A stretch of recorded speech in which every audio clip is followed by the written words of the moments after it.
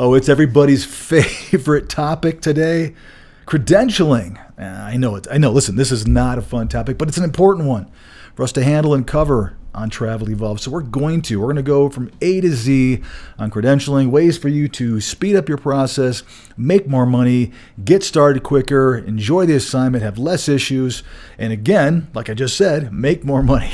It's credentialing on this week's edition of Travel Evolved.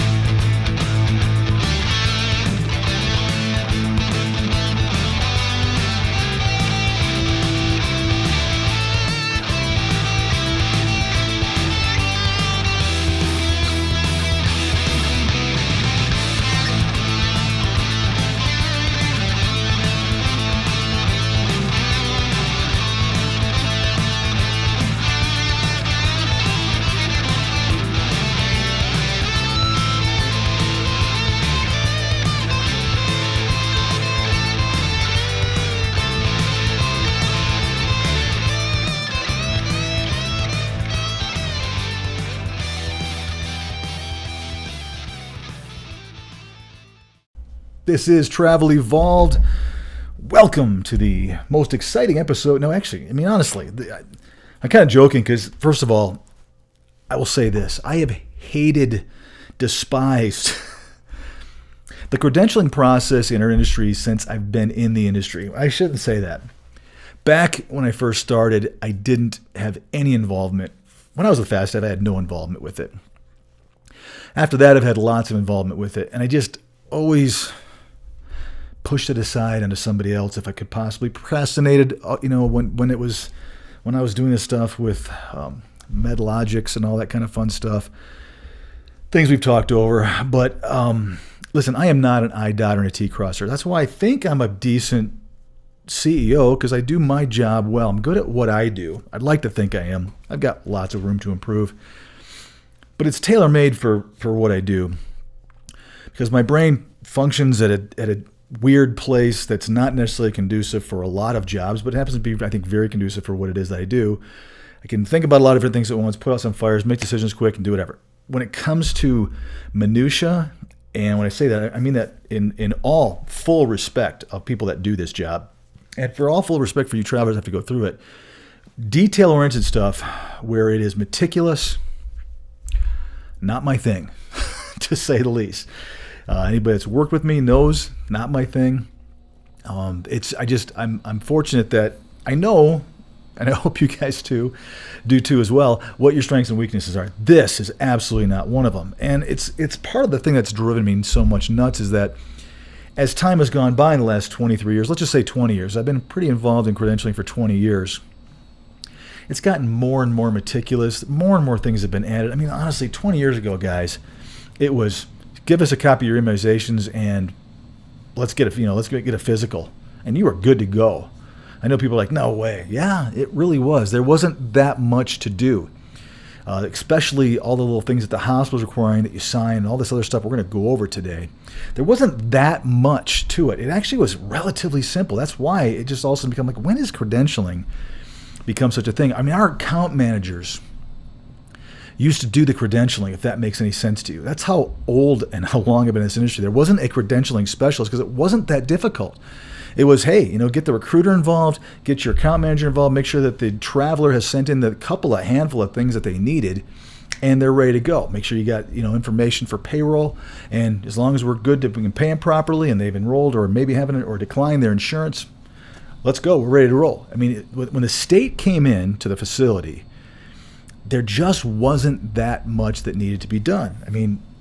Now we've got Joint Commission where all of us agencies that are JCO certified, we've got our own individual, set of rules that we've actually, partly with JCO, but we've kind of established for ourselves that we have to acknowledge it's all gotten more and more cumbersome, I think is the best way I can put it. It's also not going to go away. And I will also tell you guys that I believe heavily, I always use that phrase, I believe heavily as opposed to strongly. I believe heavily That's going to keep getting worse and worse. There's going to be more and more to being able to start at a facility, in my opinion, as time goes by. There's a little thing called lawyers who like to protect the hospital. When there's an incident, someone says, hey, this traveler didn't maybe have this. If we were to create this piece of document that they could docu-sign, or we have to, have this non-smoking policy, or we've got to add this job description that they need to sign, or our bylaws, or some of our rules at our facility, we better get that traveler to sign it. They have to justify their income, and next thing you know, you've got attorneys and legal people and HR people that are adding to the pile. And let's just dump it on you, the traveler, via us, the agency. It's really what it comes down to. So it stinks, to say the very least. And like I say, it's not going anywhere. It's not going to get any easier. It hasn't in basically about 20 years. Like I say, the first 3 years I probably wasn't really involved. But in 20 years, it's done nothing but become a huge part of your process every single time you go to a new facility, and obviously anymore, even when you stay or during the course of your assignment. Vendors, us agencies, are all being tasked with keeping tabs on when things expire. There are certain rules about whether it's skills checklists and things that you've done on some of the testing sites where you have to go and do self-evaluations. There are rules where those things expire. Certainly medical and immunizations. Immunizations don't expire, but there are some things like TBs and quantiferins and physicals, fit tests, obviously tetanus, all those kinds of things do have expiration dates on them. COVID, vaccine, all the fun stuff we've been adding, flu shots, all that crazy, crazy stuff. We're being tasked with keeping our tabs on it. So even in the middle of your assignment, you could have your agency or somebody from your agency reach out and say, hey, we need another TB, or we need you to send us a new copy of your ACLS or your certifications. It's part of the drill. And like I say, as technology and things like apps help you, hopefully, and they will, and they should, and they better, otherwise they're not great apps, to kind of stay in the loop on that sort of thing, it's going to hopefully get easier, but there's going to be a lot more still to do. That's just all there is to it. As time goes by, like I say, this is being filmed in the early part of 2023, so we'll see. If you're watching this and it's 2025, 2026, there could be things I'm mentioning on this episode that we didn't even have at this point that you do now, that you have to do now. So we'll see, as always with Travel Evolved, how this stuff stands the test of time. I kind of like that, by the way. I like the fact that when I make predictions or when we have episodes that, kind of put some things out there, I like the fact that we're kind of being held accountable to, is this going to stand the test of time? Is what I'm saying now going to be completely irrelevant and totally wrong in 6 months, a year, certainly 5 years, or will it kind of stick around? Obviously, we're in our second season. We're toward the end of our second season. And we're going into season 3 here relatively soon, sometime as we get into the spring, really, I guess late winter, early spring. So it'll be interesting to see, again, 3 years into, we start our third year, 2 years into the show, how things kind of mature and how they stand the test of time, as we say. So first and foremost, you can't avoid this stuff. And much like me, if you guys are bad at this, if you procrastinate on the things we're going to discuss, if you're not organized, you're going to probably suffer, and it probably will cost you money, primarily through opportunity cost, where you're actually being pushed or even canceled outright because you don't have this process down. And unfortunately, this does fall on your shoulders. Yes, agencies are supposed to be organized. Yes, we're supposed to have a pretty good idea of what we need. But as I'll explain to you, we oftentimes don't get the final list of what's required from facility until very close to the time you're supposed to start, or right away. You guys assume and expect that we've had a history with every single facility we work with recently. I guess for big, huge monster companies, they probably do, but even that stuff changes. But unfortunately, there are things that are thrown to you at the last minute that we just found out about, and the process itself stinks. Like I said, I don't really know any traveler I've ever talked to that says, boy, I'm really looking forward to doing all the paperwork and all the crap that we have to do before I get started on this assignment that is accepted and I'm really excited about. It's the bummer. I've even told many of you that work for us, and many people that have that are going to work for us have said, hey, this is the part that it kind of stinks. Thanks for working through us. Thanks for using our app, and I'm excited about the money you're going to make. Hopefully it should be better than anybody else in your unit that's being hired at the exact same time. It better be. Hasn't been different in the last 2 years. However, we've got some yucky stuff to go through. And once again, I make sure that I don't have any involvement in that because I hate it. And it wouldn't get done, by the way. If I was working as a credentialing person, whether you're organized or not, it wouldn't go as seamless as it does with at least the team I've got in place. And I hope that most agencies have a really solid person in place. So here's what I'll tell you guys. You got to have your ducks in a row. So if you are a person like me, where things like this are, you struggle with it. You struggle with organization. You struggle with procrastination. Recognize that, and this is part of your travel game that you really want to focus on and really start to work hard to improve. You just have to. Like I said a few seconds ago, this will end up costing you money. And it may not feel like it, but if you're literally being pushed 2 or 3 times a year, that's 2 or 3 or sometimes up to 6 weeks. So sometimes these facilities, you guys know, only do orientation every 2 weeks. So you could be getting pushed by 2 weeks. If you do that 3 times a year, that's 6 weeks. That's a month and a half worth of employment that you just lost because you didn't have your stuff in a row. And that's you got to not be forgivable to yourself about that sort of thing. You got to say, I hate this, but I've got to get my you-know-what together and get this stuff done and get organized. So that's what we're going to have. That's why we're having the episode, obviously. If you do have your ducks in a row, that's great. You got to hope that your agency does. And if they don't, get on them about it. Say, hey, I'm ready to go. I've got all my stuff. You tell me what you need and how it needs to be done. But the first thing is that you should have a very clear, organized, whether it's an email, conversation, phone call, something via your app or through a text that says, hey, traveling healthcare professional, here's the things that we need to start getting a hold of right now. Now, even if the list is not totally complete, it should be very quickly, once you accept that job, that you do have what you believe and what the agency believes is the complete list of everything that's going to be required for you to actually be cleared and get those, all important and that's what I'm looking for, and I guess carefully withheld first day instructions so that you know where to go, what scrubs to wear, what time, and potentially what your first day or 2 might look like on your new assignment. That's what you're all waiting for, and that's the carrot that they're hiding from us until you're basically cleared, which is understandable. They're not going to give you information because many of you will just start driving and show up before you have your stuff together, which is the first thing I want to say. Do not ever leave for an assignment until you're cleared. Every single time I have a traveler that pushes that envelope, well, I've got a long drive and I'm very nervous about the drive I've got to make, and I don't like to drive in the winter. I'm going to leave right now, even though I haven't even conducted my drug screen or I haven't completed all the modules or all the testing things that have to be done. I'm leaving. And I always say, no, don't do that, because you're going to get distracted on the road. You're not going to have time. You're not going to have your laptop set up, and you're going to get there and you're going to be incomplete, and they're going to push you. And now you're going to spend 1 to 2 weeks paying for some sort of rent that you shouldn't be paying for because you shouldn't have left. Don't ever leave before you're cleared. I understand that sometimes you have a long way to go. And if you're not being cleared until a Friday and you're supposed to start on Monday and you've got to drive clear across the country, then you're going to have to say, hey, listen, whether, if it's on you, then you have to face that kind of, repercussion if you waited too long.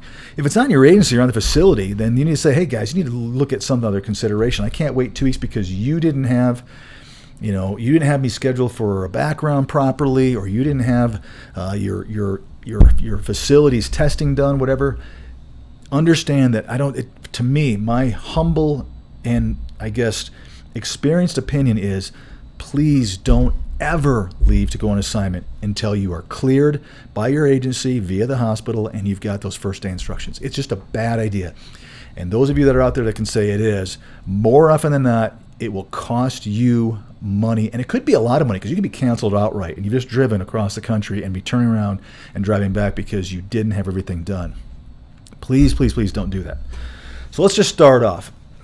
The first thing I want to kind of talk about a little bit is background stuff. Again, this has nothing to do with you guys typically, except for many of you guys are invited to fill out and begin the process of a background check because there's a lot of different apps and different software and different websites that agencies work with and through that allow you to be able to put in your date of birth, your social security. It helps with HIPAA and helps with making sure we don't make a mistake. Your maiden name, if you have one.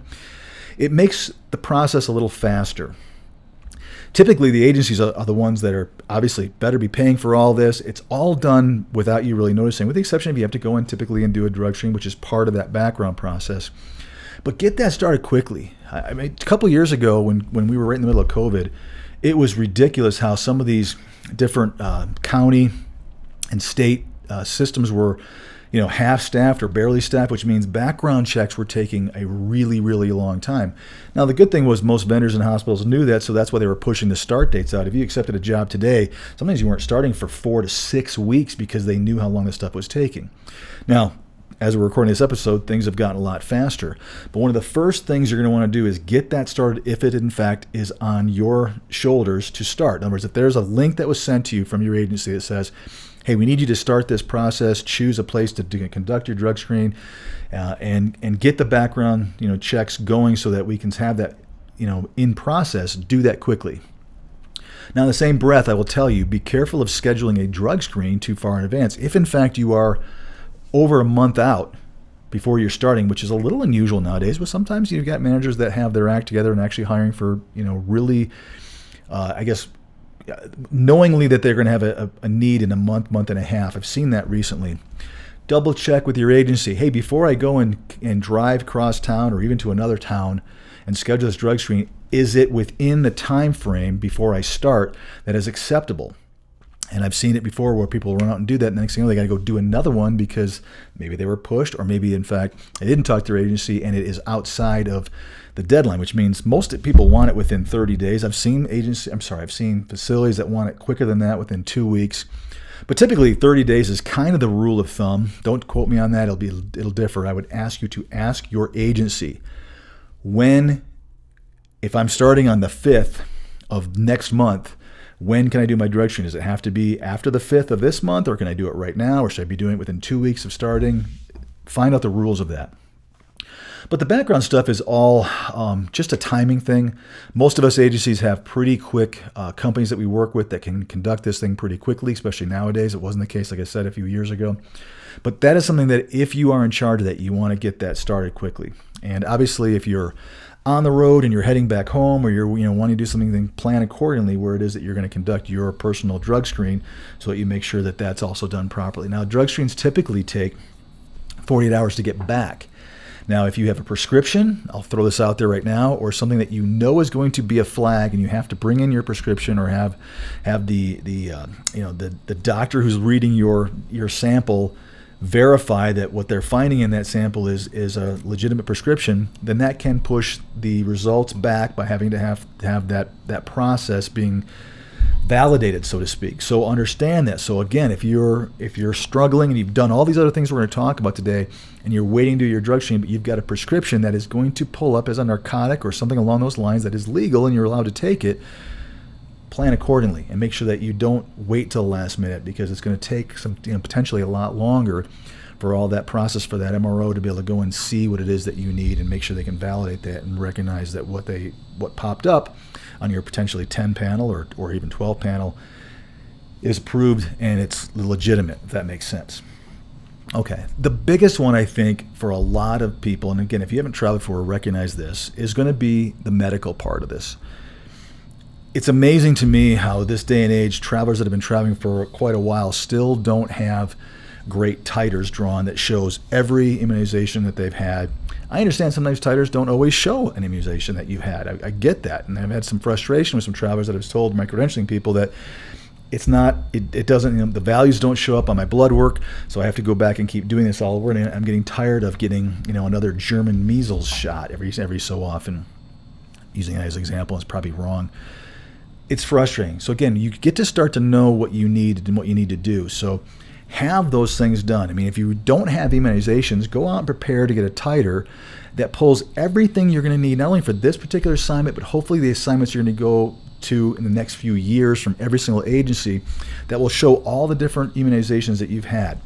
It's amazing. I mean, I understand that most companies want a physical within typically a year, so that's something you have to keep doing over and over again. I understand that you have to do TBs literally every 3 months. Nowadays, more and more of my vendors that I'm working with are requiring quantiferin being done. So if that works for you and you're able to do that, great. chest x-rays and all that kind of fun stuff. It really depends, but I'm seeing a little bit more uniformity than what we saw in the past. I know you have to do Hep B or get declined for Hep B if you show it. Tetanus is only once every 10 years typically. I understand that more and more fit tests are being required by facilities.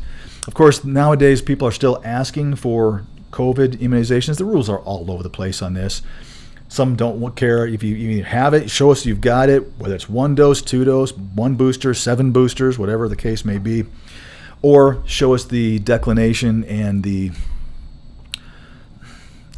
reason for your opting out if you chose not to get one. They're still wanting that. And we still have facilities in some states that are still requiring that. Less and less as time goes by, as kind of predicted here on Travel Evolved. Over a year ago, we said there's not going to, and sure enough, we were right on that one. But there are facilities that still require it. Again, the rules are different. Some require 1, some require 2. Not too many require a booster, but have that ready. Give that to your credentialing person so they have that on file. Same thing with flu shots. That's never been any different.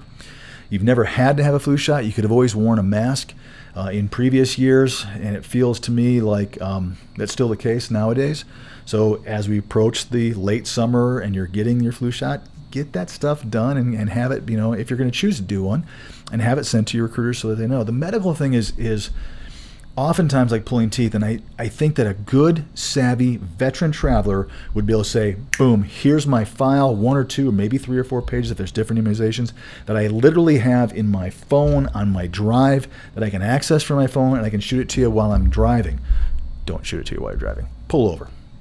Do you know what I mean? It should be that accessible, and it should be that complete that every single time you go to work for either that agency or another agency, you can send it to them almost instantly. If you do, it's just going to save you a lot of time, a lot of frustration. It's like, boom, here it is. I'll talk about some other things about medical down the road here in a little bit, but that's the most important thing is you should have all this stuff ready.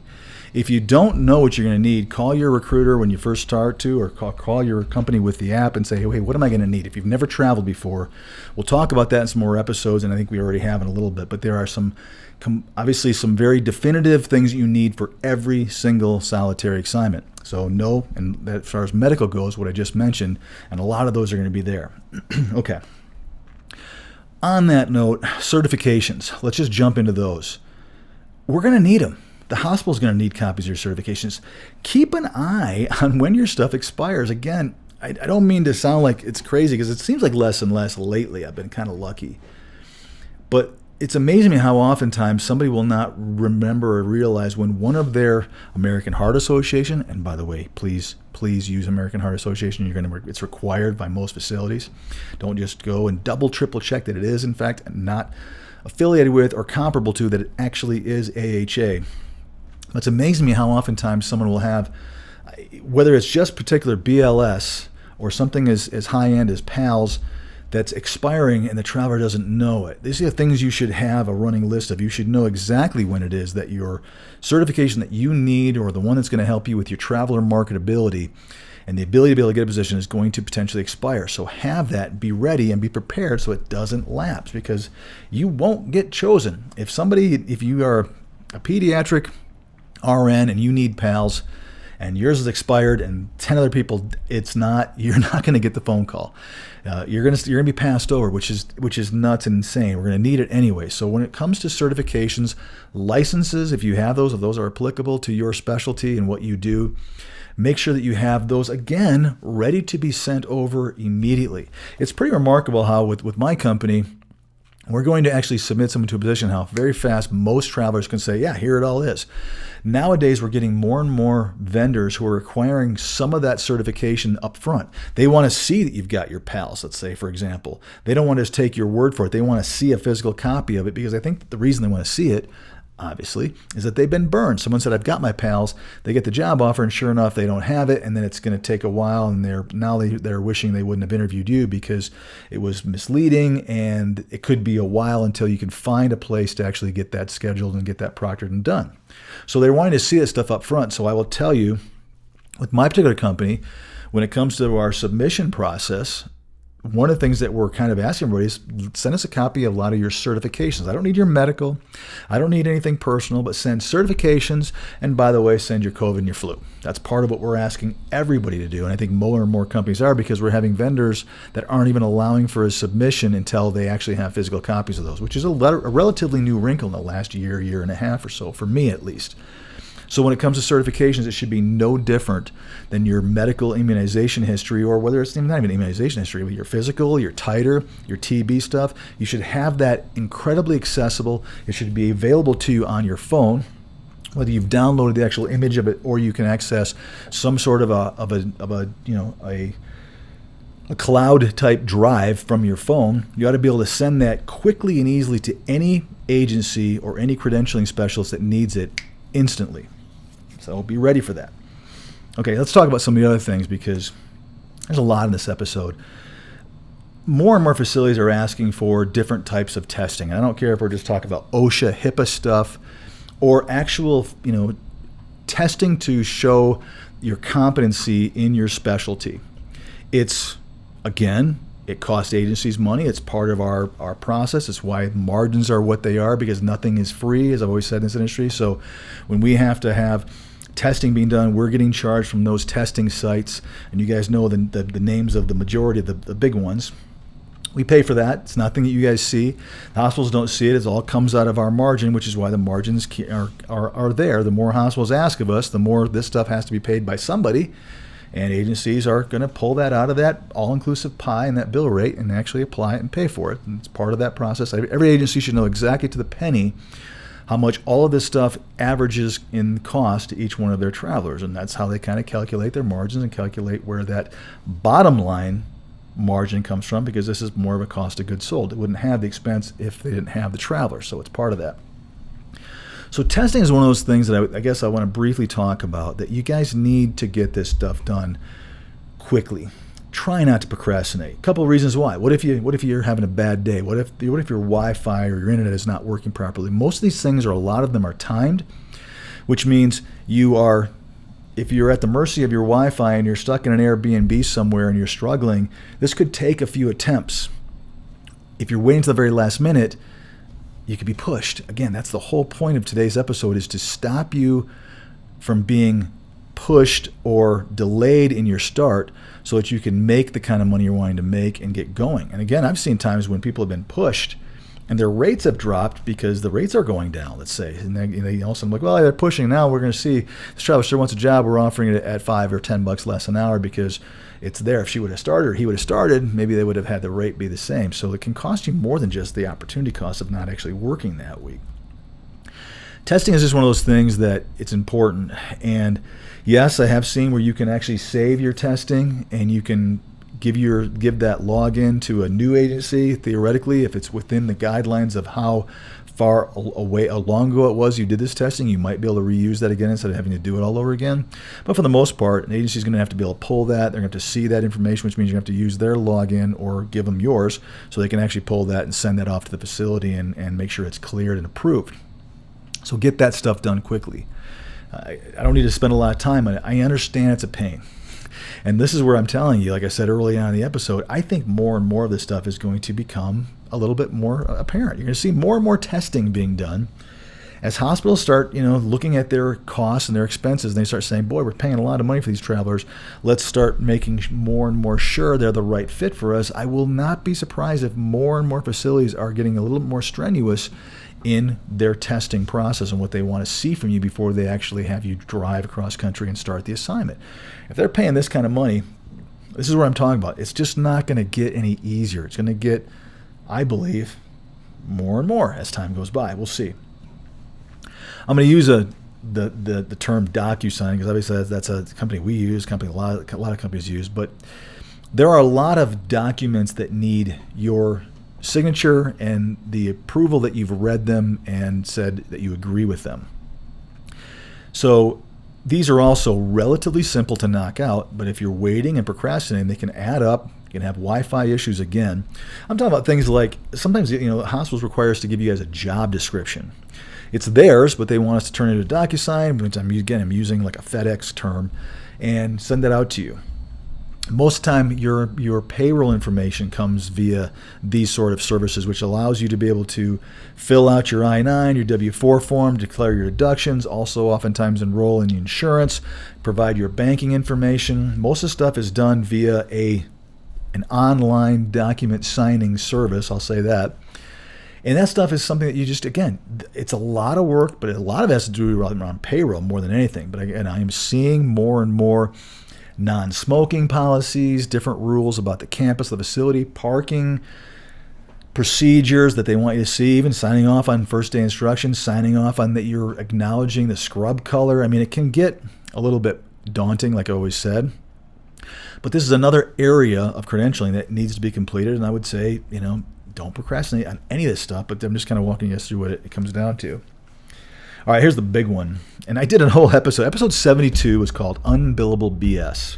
And one of the things I discussed pretty heavily in that episode was this with these modules.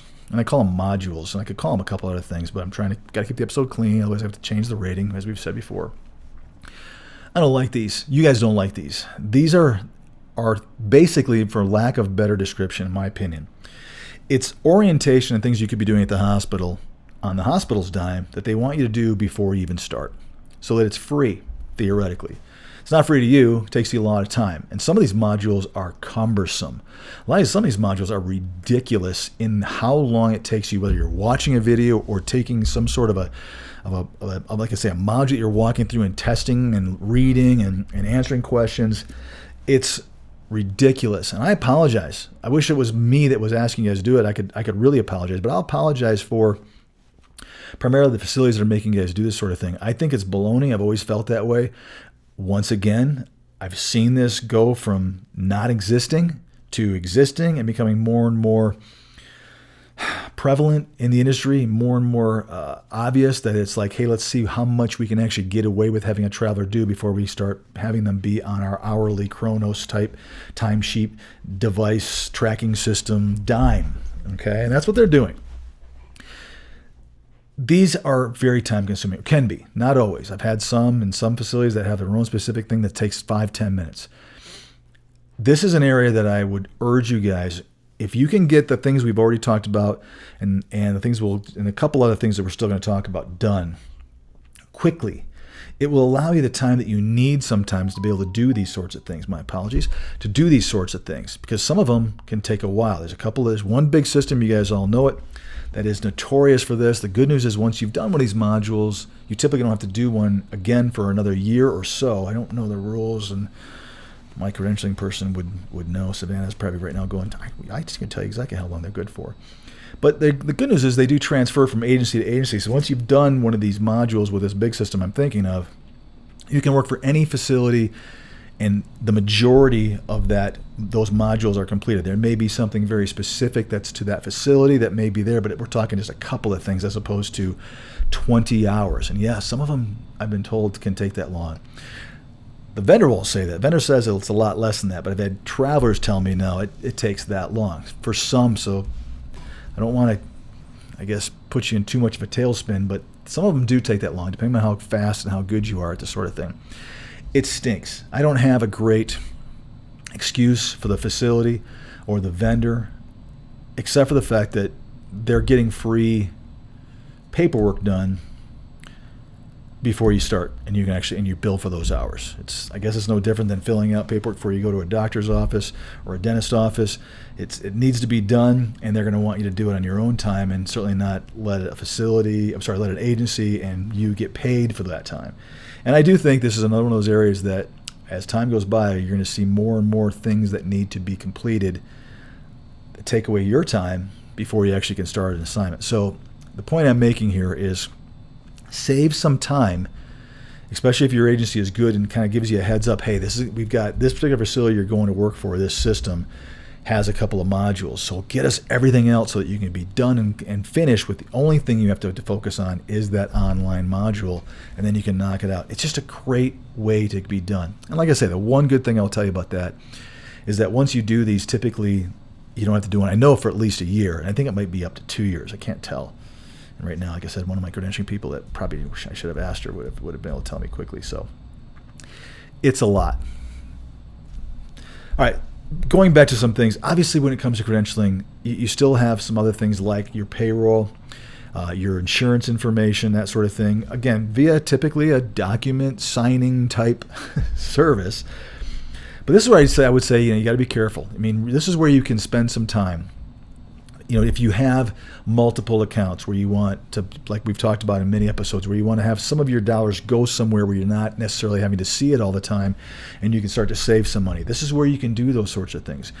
Really look at the insurance information. Most companies should give you a breakdown of your insurance, your co-pays, your out-of-pocket for the year, how exactly that looks. If they have multiple plans, you ought to be able to really evaluate and choose a plan that's proper for you. You should know exactly how much this is going to cost, hopefully pre-tax or post-tax out of your pocket.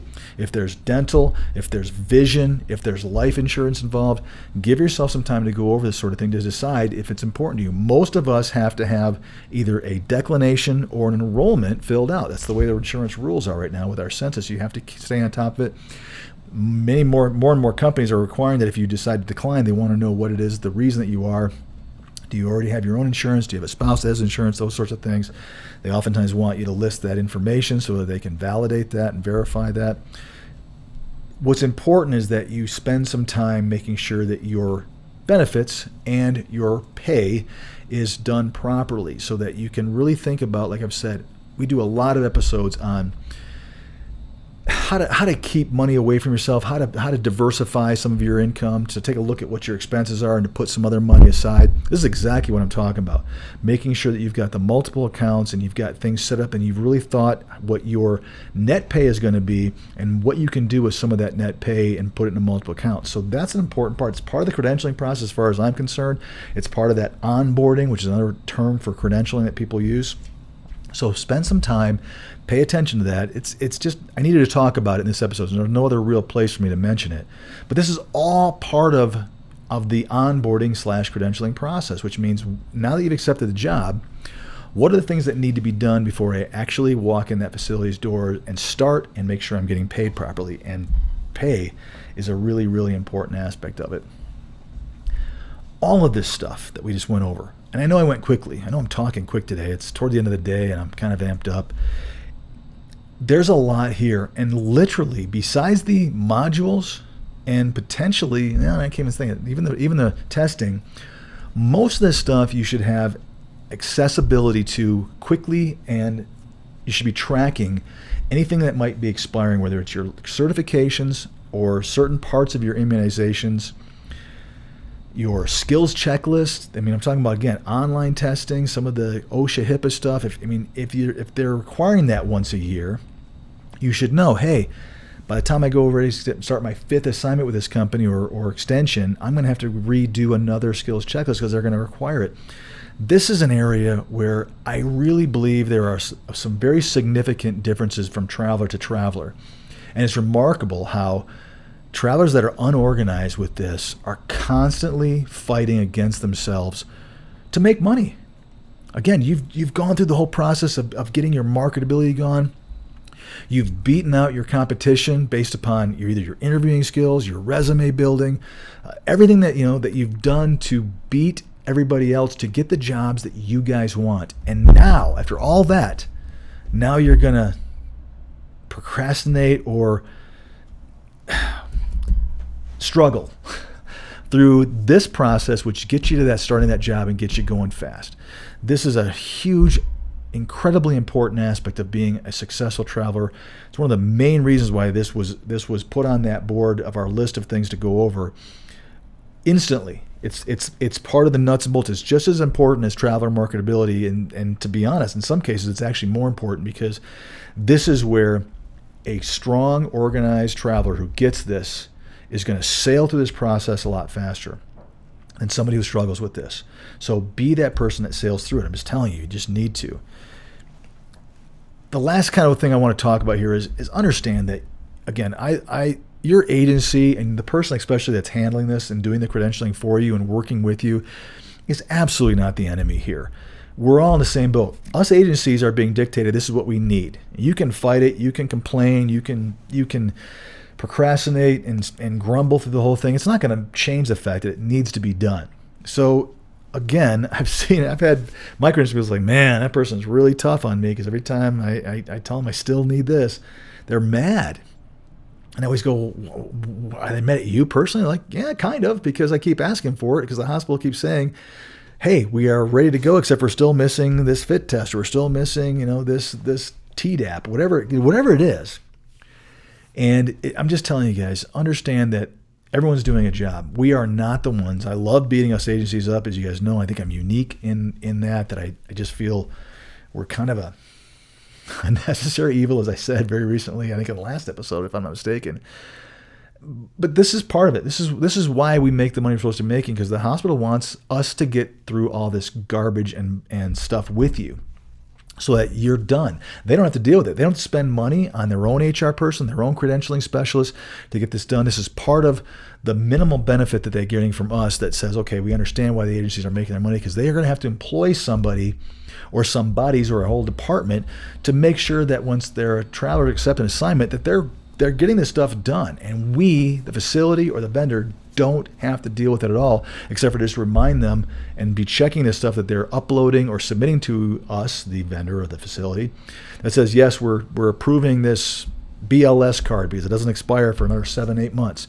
So they're getting that one's done. And now we're going to move on to some of your medical. That's about their total involvement in this.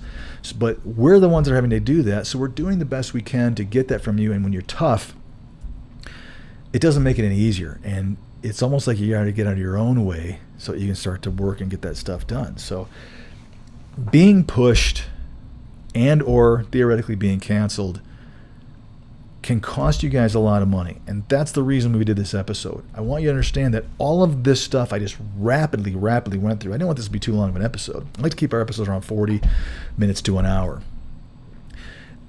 This was such an important one that it is a huge part of your yearly annualized income. If you're being pulled off the floor halfway through an assignment because your BLS expired, or because, all the different reasons you have, there's nobody you guys can blame except for yourself. You've got to be organized. Don't rely upon your company to remind you when your license expires. I mean, yeah, a lot of us have tools and things, whether it's your app or just a reminder that shows from the credentialing department that this is expiring. But you shouldn't be relying upon your company. This is your money. The agency is going to lose money. The hospital is going to lose patients. But you're the one that's going to suffer the most if you don't have things ready to go and your start date or is being pushed, or you're being pulled because there's something that you haven't done that hasn't been cleared or that expires during the course of your assignment, or when you're picking up an extension. This is all about falling on your shoulders. This is why I say for everybody, traveling is not for everyone. There are things you have to do that are a pain in the you-know-what. Again, we've recorded a lot of these together relatively recently within a few weeks of each other. So I do believe I talked about that it's not for everybody. And this is one of the things I think is tough. You've got to do this theoretically every 4 times a year, every 3 months. And I get it. Sometimes when you extend, there's not as much, you're not being scrutinized as heavily on things that may or may not be expiring. But for, you don't have to do drug tests. Typically backgrounds are done. Typically you don't have to, get another fit test. But a lot of this stuff is going to cost you money if you don't have it ready to go and you're not organized and you can't access it. The last thing I'm going to say, have copies of everything with you. Veteran travelers will carry, again, I know you got it right here, but carry it on a folder so you can say, here's a copy of my last physical. I made 3 copies so that I could stay here. I just did a physical. It's within a year, boom, boom, boom. So you don't have to rely upon your recruiter or your credentialing specialist to call and have them forward it on. You can just say, here it is right here, done. Take it upon yourself. That's the last thing I want to say, is that those veteran travelers that truly understand the importance of this, you guys get it. And credentialing is just one of those things that is a pain. It's not going to stop being a pain, but if you tackle it like a professional and handle it and overcome it and are prepared for this stuff, you're going to make a lot more money. And I really do think you're going to be a happier traveler in the long run, because it's going to be easier for you because you're so organized, if that makes sense. Whew. I'm glad this one's over. I don't have to ever talk about credentialing again. That's not true. I'll talk to credentialing about it. We're going to be talking about credentialing for the rest of the series here and there, because it's just that big of a part of our process. Guys, As always, I really appreciate you listening. Thanks for subscribing. Thanks for telling your friends about us. Things are growing. We appreciate you so immensely. We will catch you next time on Travel Evolved.